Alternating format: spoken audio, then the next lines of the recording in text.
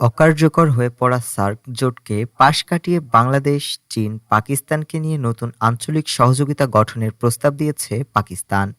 দেশটির উপপ্রধানমন্ত্রী ইসহাক দার ইসলামাবাদ কনক্লেভ ফোরামে বলেন, দক্ষিণ এশিয়ার উন্নয়ন ভারতের কঠোর অবস্থানের কাছে আটকে থাকা উচিত নয়।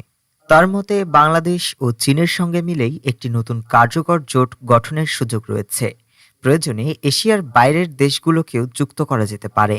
চলতি বছরের জুনে তিন দেশের কূটনৈতিকদের বৈঠকের আঞ্চলিক স্থিতিশীলতা ও অর্থনৈতিক উন্নয়ন নিয়ে আলোচনা হয়েছে, যা এই নতুন উদ্যোগের ভিত্তি তৈরি করেছে। ২০১৬ সালে ভারত পাকিস্তান উত্তেজনার পর থেকে সার্ক কার্যত অচল হয়ে পড়ে। ফলে ২০০ কোটির বাজার থাকা সত্ত্বেও সদস্য দেশগুলোর পারস্পরিক বাণিজ্য মাত্র ৫% মধ্যে সীমাবদ্ধ হয়ে যায়। এদিকে ভারত পাকিস্তান উত্তেজনা ও বাংলাদেশ ভারত সম্পর্কের সাম্প্রতিক অস্বস্তি আঞ্চলিক রাজনীতিতে নতুন সমীকরণ তৈরি করেছে। শেখ হাসিনাকে আশ্রয় দেওয়ার পর ঢাকা দিল্লির সম্পর্কে টানাপোড়েন বাড়লেও বাংলাদেশ পাকিস্তান যোগাযোগ তুলনামূলকভাবে ইতিবাচক অবস্থায় আছে।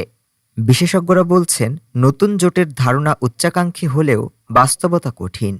ভারতের প্রতিক্রিয়া রাজনৈতিক জটিল ও নিরাপত্তা সংকটে উদ্যোগকে বাধাগ্রস্ত করতে পারে। তার সত্ত্বেও সার্কের স্থবিরতার মধ্যে পাকিস্তানের এই চিন্তা নতুন ভূরাজনৈতিক আলোচনার জন্ম দিয়েছে। ডেস্ক রিপোর্ট, আজ বার্তা।